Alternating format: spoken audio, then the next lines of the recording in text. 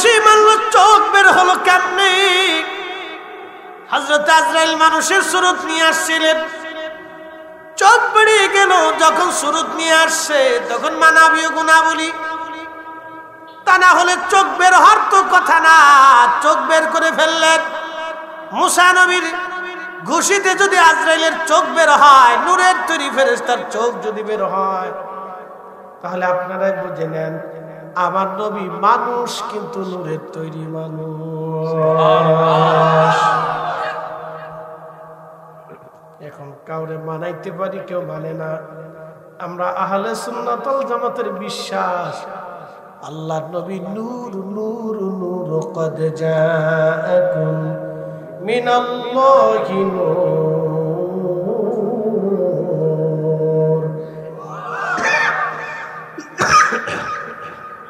এখন কেউ মানে মানে এখন না মানলে কি ফিরিতি আর মুরিদি এটা জোর করে হয় না। ফিরিতি মুরিদি মুরিদি জোর করে হয় না। কেউ মানলে মানুক, না মানলে না মানুক। হ্যাঁ নবীর উম্মত, খুব মনোযোগ দিবেন। আজরাইলকে ঘুষি মারছে, চোখ বেড়ে গেল। আজরাইল আল্লাহর কাছে যা বললেন, রাব্বি কার কাছে পাঠাইলা?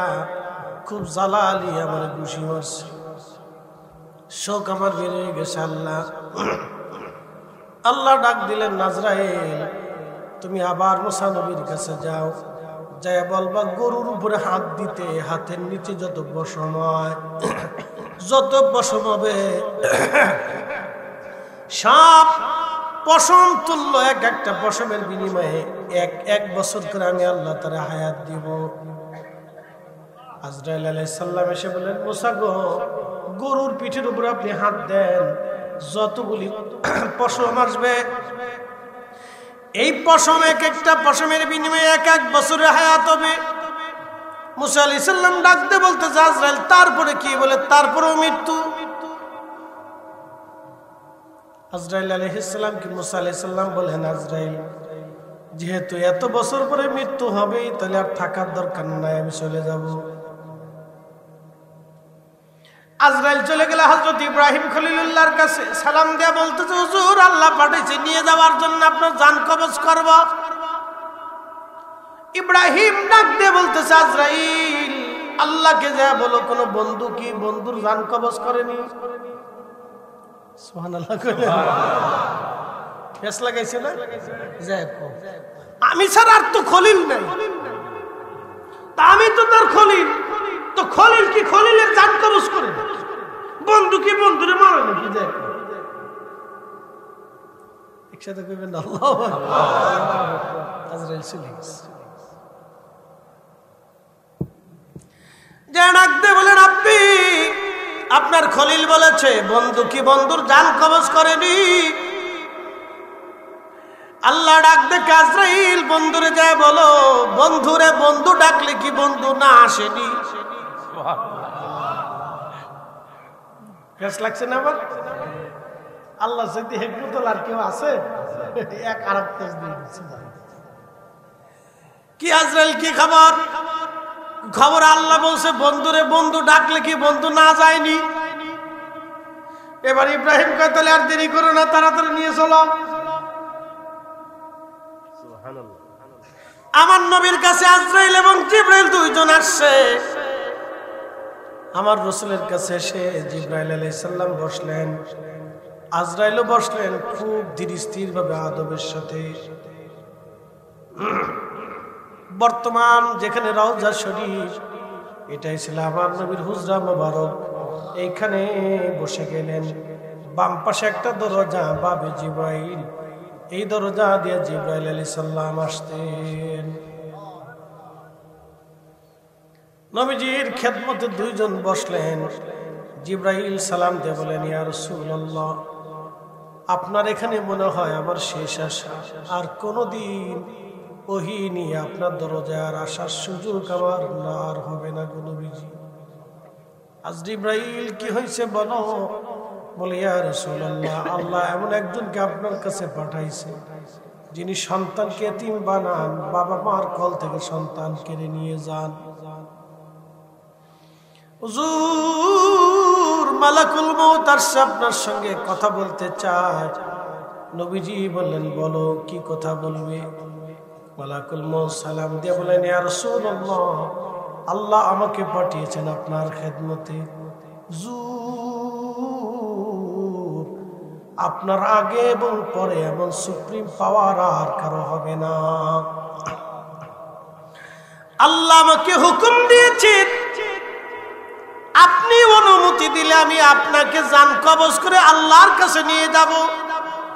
আর অনুমতি যদি না দেন আপনাকে রেখে আমি চলে যাব। আপনার যতদিন মন চায় আপনি ততদিন দুনিয়াতে থাকবেন, উম্মতের মাঝে ততদিন আপনি থাকবেন। একবার জোরে বলা যাবে কি ইয়া রাসূলুল্লাহ। وَلَن يُؤَخِّرَ اللَّهُ نَفْسًا إِذَا جَاءَ أَجَلُهَا।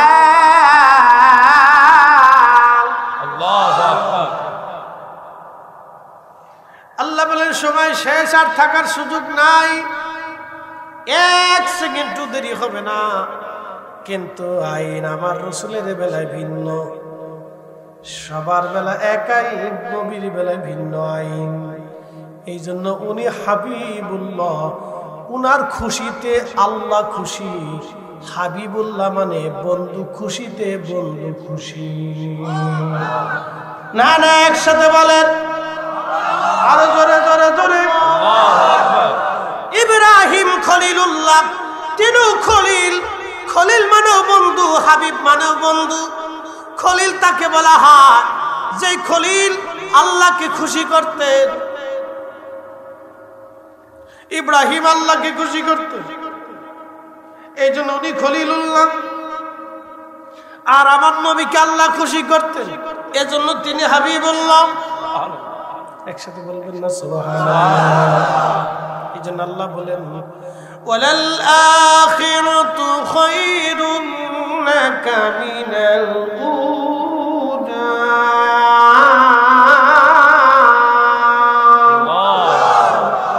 এরপরে আল্লাহ বলতেছেন ওয়ালা সাওফা ইউতিকা রাব্বুকা ফাতারদা।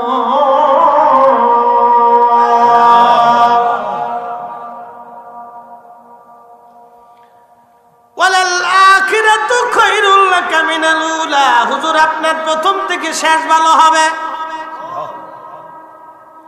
প্রথম থেকে শেষ উত্তম।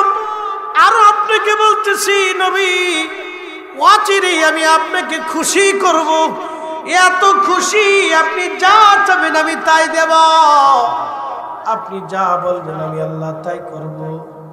ফেরেশতা সাহাবীরা এসে বলেন হুজুর এই আয়াত দিয়ে আল্লাহ কি বুঝাইতে চাইছে?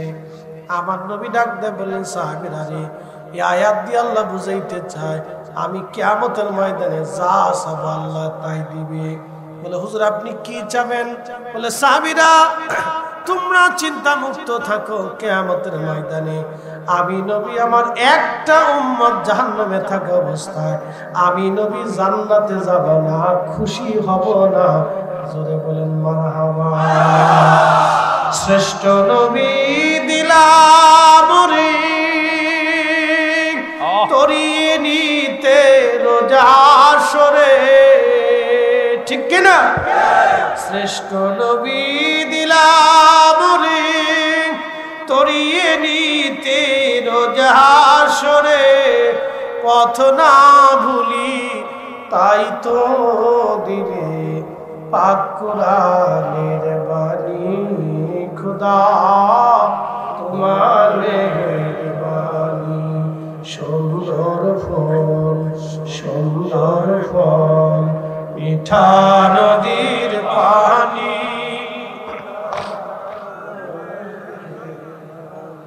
খুদা তোমার মেহেরবানি। পৃথিবীতে অনেক ধর্ম আছে, অ্যাটেনশন, প্রত্যেকটা ধর্মের একটা বিশ্বাস আছে। যেমন আমাদের দেশে সনাতন, আমরা হিন্দু বলে চিনি। হিন্দু কোনো ধর্ম না, হিন্দু আগেও নাম ছিল, এই জনপদকে আগে হিন্দ বলা হতো। তো সনাতন এ ধর্মের অনেকগুলি বিশ্বাস আছে, তার ভিতরে একটা বিশ্বাস তাদের অনেক দেবতা, বিদ্যার দেবতা, পানির দেবতা, খাবারের দেবতা, তারপরে আকাশের দেবতা, অন্ধকারের দেবতা, আলোর দেবতা, এরকম তারা দেবতা হতে হতে হতে হতে ৩৩ কোটি দেবতা হয়েছে। এটা তাদের বিশ্বাস। আমাদের রব কয়জন? একসাথে বলেন কয়জন? মনোযোগ দিয়ে। তাদের আর একটা বিশ্বাস আছে। তাদের বিশ্বাস হচ্ছে মানুষ যদি ভালো কাজ করে তাহলে ভগবান তাকে পৃথিবীতে আবার পাঠাবে। কিন্তু আমাদের বিশ্বাসে পৃথিবীতে আর দ্বিতীয়বার আসার কোনো সুযোগ নেই। وَلَن يُؤَخِّرَ اللَّهُ نَفْسًا إِذَا جَاءَ أَجَلُهَا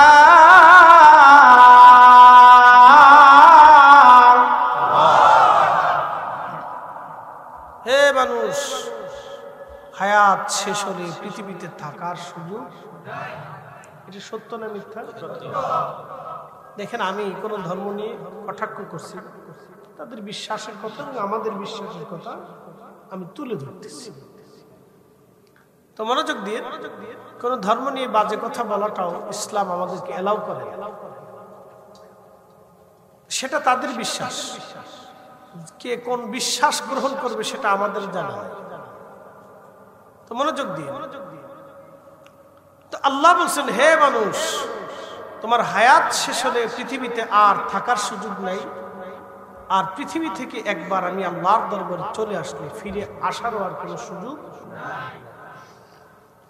তো সনাতনীদের বিশ্বাস হচ্ছে ভগবান তাদেরকে আবার পৃথিবীতে পাঠাবে, জ্ঞানী গুণী জমিদার রাজা বাদশা সম্ভ্রান্ত করে, যদি পৃথিবীতে তারা ভালো কাজ করে। আর যদি তারা খারাপ কাজ করে তাহলে ভগবান তাদেরকে আবার পৃথিবীতে পাঠাবে কুত্তা, বিলাই, শিয়াল, কুত্তা, এরকম জন্তু জানোয়ার খুব কষ্ট দিয়ে। এটা হচ্ছে তাদের বিশ্বাস। কিন্তু আমাদের বিশ্বাস হচ্ছে আমাদের কবর আছে, হাসর আছে, সেখানে আল্লাহ আমাদেরকে শাস্তি দিবে, আমাদের হিসাব আল্লাহ টানবে, আমাদের রূহগুলি আল্লাহ নিয়ে যাবে। যেমন কোরআন আল্লাহ বলেছেন, ইন্না লিল্লাহ, নিশ্চয় আমরা আল্লাহর জন্য, ওয়া ইন্না ইলাইহি রাজিউন, আমরা আবার আল্লাহর কাছে ফিরে যাব। এতে কি কোনো আপনাদের সন্দেহ আছে? আমরা এক সময় কার কাছে ছিলাম? জোরে বলে আল্লাহর কাছে। প্রিয় উপস্থিতি,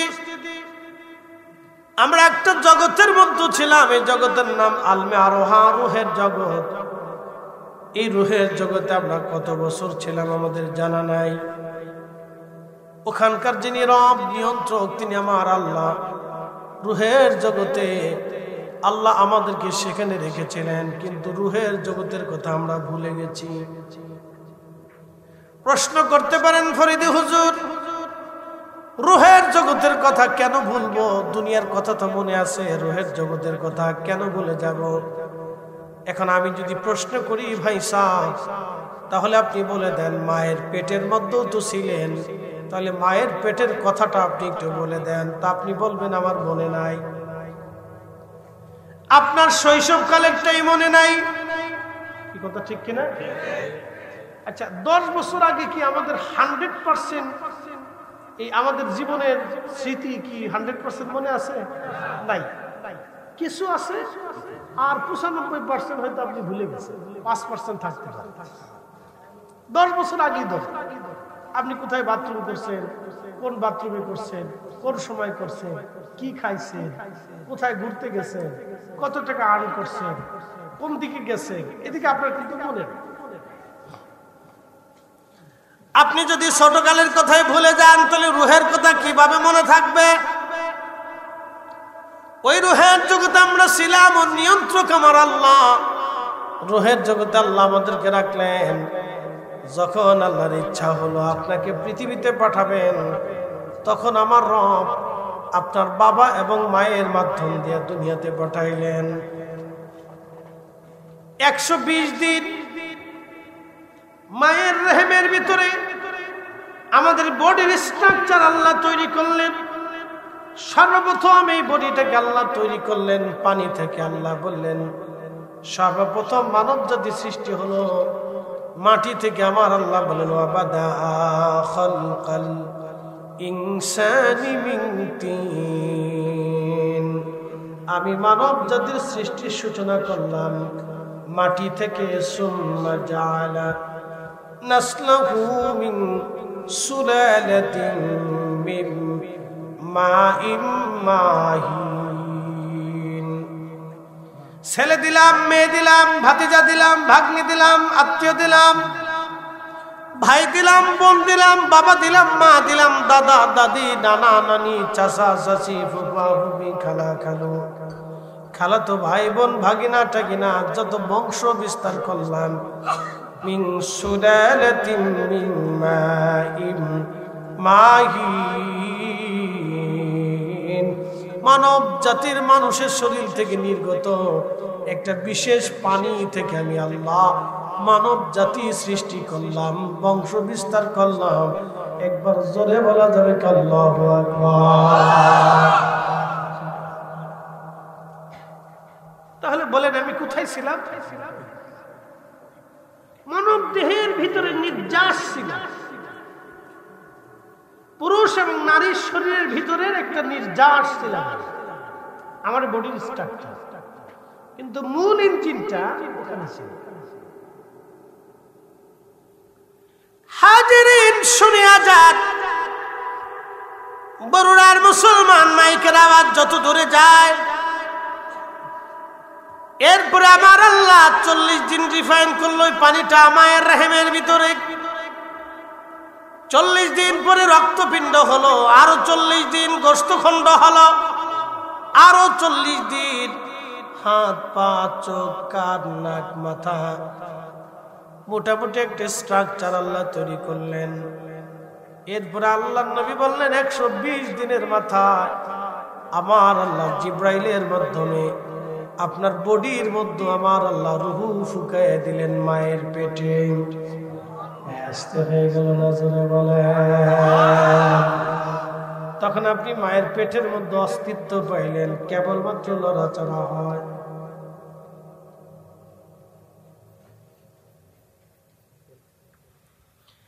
কেবলমাত্র লড়াচড়া, মায়ের পেটের ভিতরে কেবলমাত্র লড়াচড়া হয়। বরুড়াবাসী কিছুই ছিলাম না, আল্লাহ আমাদেরকে অস্তিত্ব দিলেন, শক্তি দিলেন, মায়ের পেটের মধ্যে লড়াচড়া হয়। তখনই যখন আল্লাহ রূহ ফুঁকায় দেন দেহের ভিতরে, আবার যে আল্লাহ রূহ ফুঁকায় দিয়েছেন সে আল্লাহ কিন্তু রূহটাকে নিয়ে চলে যাবেন, ঠিক কিনা? খাসার ভিতর চিন পাখি কেমনে আসে যা,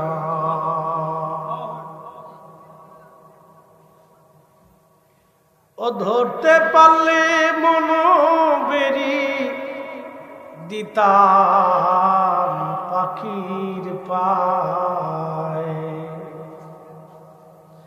ধরার কোনো সুযোগ নাই, হুকুমে এসছে আল্লাহ, যিনি দিয়েছেন তিনি আবার আল্লাহ নিয়ে চলে যাবেন।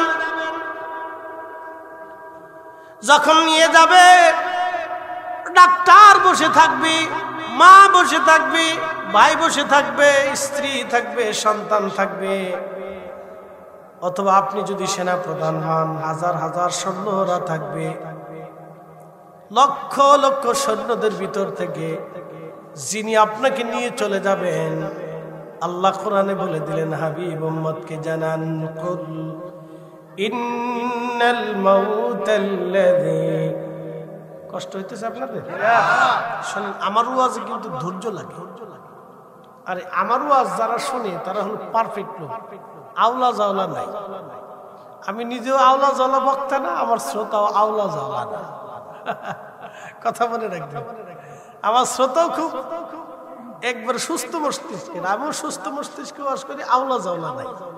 আমার শ্রোতাও আওলা জ্বালা নাই, কিন্তু আমি আওলা জ্বালা ওয়াজ করি না, শ্রোতাও আওলা জ্বালা নাই।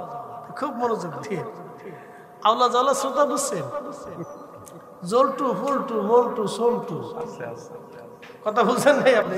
আমারটা খুব ধীর স্থির সাথে ধৈর্যের সাথে বসে বসে শুনতে হবে। যাহা বলবো শিখার মতো বলবো, বুঝার মতো বলবো, জানার মতো বলবো, না হলে শুধু মিলাদ করে চলে যাবে। আমার কথা হলো এটা, যাহা বলবো জানার মতো, বুঝার মতো, শিখার মতো। আল্লাহ তৌফিক দিক। সকলে বলে না আমি আল্লাহ জাল্লাহ বলে সময় নষ্ট করে লাভ নেই ভাই, মানে জীবনের অনেক দাম। তো খুব মনোযোগ দিয়ে রব্বুল আলামিন ডাক দিয়ে বলেন, কুল ইন্নাল মাউতাল্লাযী তাফিরুনা মিনহু ফাইন্নাহু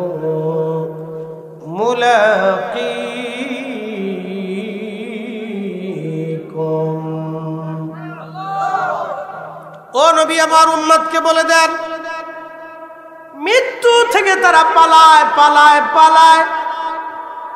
হুজুর বলে দেন, মরণ থেকে পালাইতে পারবে না, এই মরণ তার সাথে মোলাকাত করবে। আচ্ছা আপনারা বলেন তো, যখন রুহ আল্লাহ নিয়ে চলে যান, রুহটাকে কি দেখা যায়? অথচ 40 বছর আপনার বডির ভিতরে, কি কথা কন না কেন? আমার পাশে ভাইজান, আমার পাশে দুইজন আলেম, শুধু স্ট্রাকচার দেখতেছেন কিন্তু ভিতরে জন দেখা যায় না। কথা কন না, ঠিক কেন? শুধু স্ট্রাকচার দেখা যায়, বডি দেখা যায়। এটা টাটা কোম্পানি, বডিটা বাংলাদেশে তৈরি হয়, ইঞ্জিন আনা হয় ভারত থেকে। আমাদের বডি হয় মায়ের পেটে, ইঞ্জিন আনা হয় রুহের জগৎ থেকে। 4 রঙের মশলা দিয়া যে কইরাছে তোর গঠন, 4 রঙের মশলা দিয়া। আগুন পানি মাটি বাতাস একই যোগে করিয়া প্রকাশ। আগুন পানি মাটি বাতাস একই যোগে করিয়া প্রকাশ। একসাথে বলুন আল্লাহু আকবার। দেখিলি না তুই কইরা তালাশ করে, দেখিলি না তুই কইরা তালাশ, কোন জায়গা সে মহাজন, ঠিক কিনা? 4 রঙের মশলা দিয়া যে কইরাছে তোর গঠন, 4 রঙের মশলা দিয়া।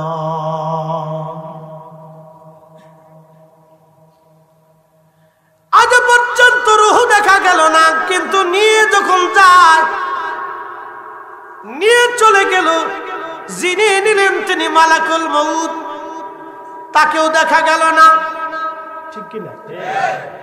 যার হুকুমে নিল তিনি রব্বুল আলামিন, তাকেও দেখা গেল না। এখানে এসে প্রশ্ন নাস্তিকদের সাথে, নাস্তিকরা বলে সবই একা একাই চলে। কি কথা কন না কেন? নাস্তিকরা বলে কোনো মালিক নাই, প্রভু নাই, স্রষ্টা নাই, কিচ্ছু নাই, প্রকৃতির নিয়মে চলে। তাহলে প্রকৃতির নিয়মে যদি সবই চলে, তাহলে মরা দেহটা চলে না কে? কি কথা কন না কেন?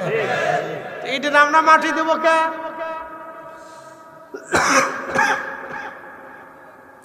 নাস্তিকরা কোথায় ভুলের মধ্যে আছে দেখে যান। নাস্তিকরা বলে সবই প্রকৃতির নিয়মে চলে। প্রকৃতির নিয়মে যদি সব চলে, তাহলে মানুষের মরা দেহটা চলে না কেন? বলে দিয়ে যা, মানুষের মরা দেহটা তাহলে চলে না কেন?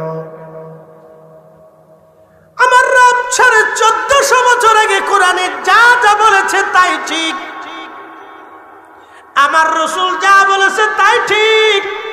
সাদাকাল্লাহুল মাওলানাল আযীম ওয়া সাদাকা রাসূলুহুন নবিয়ুল হাবিবুল কারীম। আল্লাহ সত্য বলে, নবী সত্য বলে, আল্লাহ সত্য বলে, নবী সত্য বলে। আল্লাহ সত্যবাদী, নবী সত্যবাদী। আল্লাহ সত্যবাদী, নবী সত্যবাদী। একবার জোরে বলা যাবে কি মারহাবা? মারহাবা। নারে তাকবীর, নারে রিসালাত, নারে গাউসিয়া, আহলে সুন্নাত ওয়াল জামাত, আল্লামা ফরিদি শাহেখ।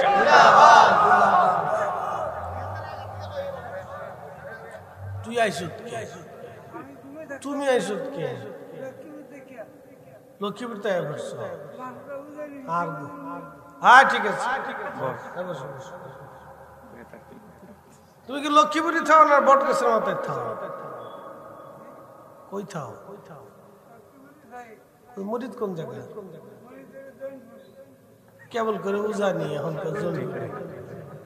এরপরে কবা যে কোন পুরি আল্লাহ শেষে কবা কেরামত পুরি। হ্যাঁ তুমি দিন ইসলাম, তাই ঠিক আছে। তাহলে চুপচাপ বসে থাকতে হবে। হ্যাঁ দিন ইসলাম কথা কয় না, দিন ইসলাম বসে থাকতে হবে। তো খুব মনোযোগ দিয়ে,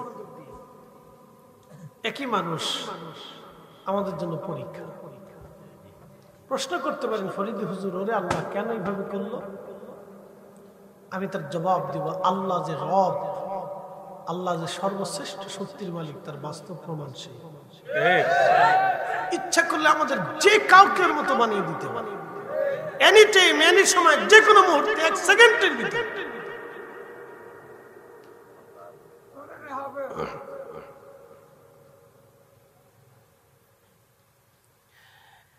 একসাথে জোরে বলি আল্লাহু আকবার। তাহলে রুহু যিনি নিলেন তিনি মালাকুল মউত, যার হুকুমে নিলেন তিনি আল্লাহ। রুহু দেখা গেল না, যে নিয়ে গেল তাকেও দেখা গেল না, যার হুকুমে নিয়ে গেল তাকেও দেখা গেল না, যে জগতে নিল সেই জগতও দেখা গেল না। কিন্তু গেল সত্য, নিল সত্য, যিনি নিল তিনি সত্য, যার হুকুমে নিল সেও সত্য, যে জগতে নিল সেই জগৎ সত্য, যাকে নিল সেও সত্য। কথা বলেন ঠিক না বেঠে? আল্লাহ চিনতে হলে বেশি দূরে যাওয়া লাগে না, আপনার নিজের দিকে তাকালে আল্লাহ চিনে যাবেন। অতএব নাস্তিকরা ভুল থিমের মধ্যে আছে, তারা অনেক বড় ভুলের মধ্যে আছে। 120 দিনের মাথায় আমার রব, আমার আল্লাহ, আমার আল্লাহ, আমার আল্লাহ ডাক দেখে জিবরাইল, বান্দার জন্য 4টা জিনিস তুমি বাধ্যতামূলক লিখে দাও। 1 নাম্বার, সে কোন জায়গা মারা যাবে, কোন অবস্থায়, কোন সময়, কোন মুহূর্তে, কিভাবে তুমি বান্দার জন্য লিখে দাও। ওয়ামা তাদরি নাফসুন বিআইয়ি আরদিন তামুত।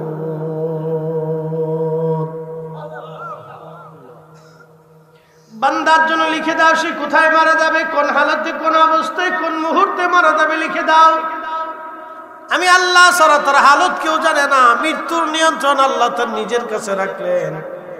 এটা যদি আমাদের কাছে দিতেন তাহলে সর্বনাশ হয়ে যায়। কিন্তু একটা কথা শুনে রাখবেন, আমাদের সবার জন্য আল্লাহ নির্ধারিত করে দিয়েছেন। আমার রসুলের জন্য ছিল অনির্ধারিত। আমার নবী যতদিন চাইতেন ততদিন হায়াত, নবী না চাইলে চলে যেতে পারতেন। একসাথে বলা যাবে আল্লাহু আকবার। পৃথিবীতে একজনকে আল্লাহ সুপ্রিম পাওয়ার দিয়েছেন, তিনি নবী। মুসা নবীর কাছে আজরাইল আইছে। আজরাইল কি জন্য আইছো? মুসা আলাইহিস সালাম আল্লাহ আজরাইলকে ডাক দেখে, আজরাইল কোন কারণে আইছো? আজরাইল ডাক দেখে আল্লাহর হুকুমে আসি নিয়ে যাওয়ার জন্য, আল্লাহর হুকুমে আসি নিয়ে যাওয়ার জন্য। আজরাইল আলাইহিস সালাম রে মুসা আলাইহিস সালাম একটা ঘুষি মারছে।